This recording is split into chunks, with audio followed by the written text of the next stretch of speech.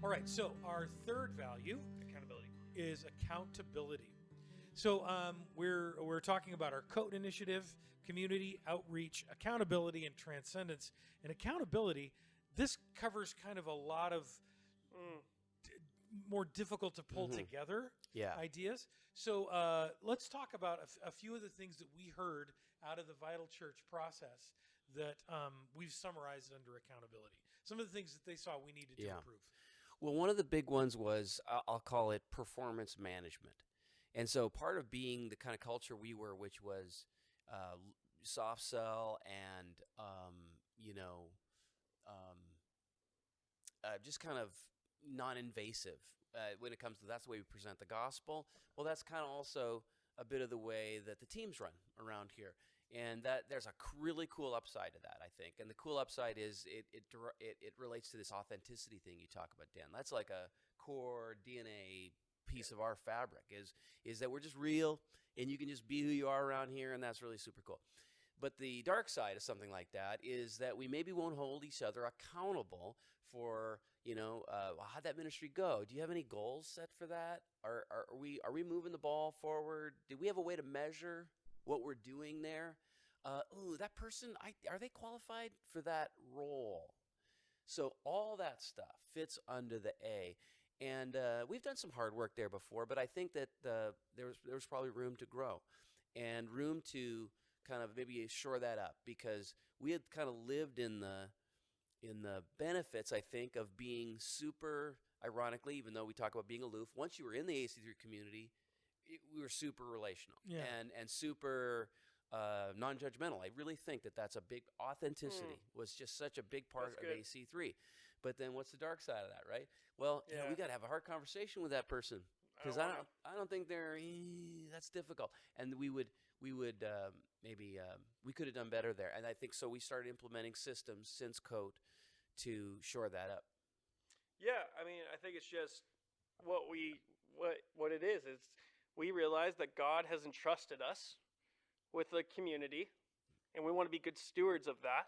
Yeah. And part of that is accountability. So the work we do each week, we are accountable for 40 hours of work a week. Yeah. So we need to make sure that we're doing that. We need to make sure we're meeting those goals, that we're setting things, but also with the budget we're given, the money that's tied to the church, we have to be accountable to that. We have to say, okay, how are we using these funds? Are we being good stewards of these funds?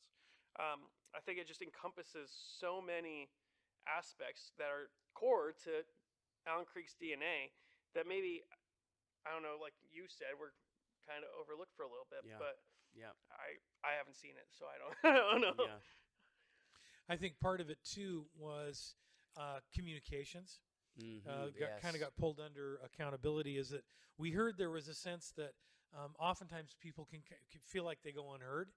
That, in other words, the leaders aren't accountable necessarily to the folks in the church. And that was something we'd struggled with and recognized that communication is difficult under the best of circumstances. It's doubly difficult in church environments for lots of different reasons, because people don't want to tell the truth.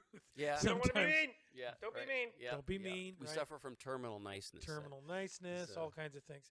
And shame, right? It's like if I had a nickel for every time somebody said, well, gosh, Pastor Dan, I don't want to say this. I'm like, come on, tell me.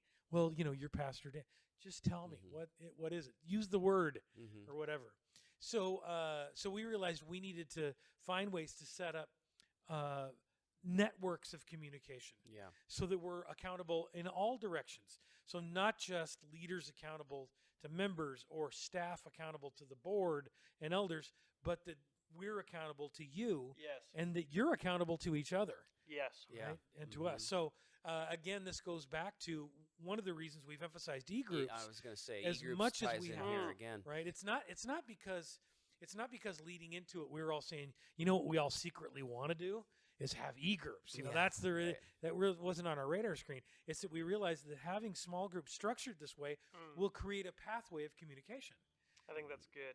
So for instance, we've just added in this quarter of e-groups a feedback component where on a regular basis we're asking groups to talk about things and share that information back to board staff and elders Mm-hmm. so that we can be hearing about what's going on. What are you thinking about? What's Right. God doing in your group to build that level of accountability? Yeah. That's good. Yep.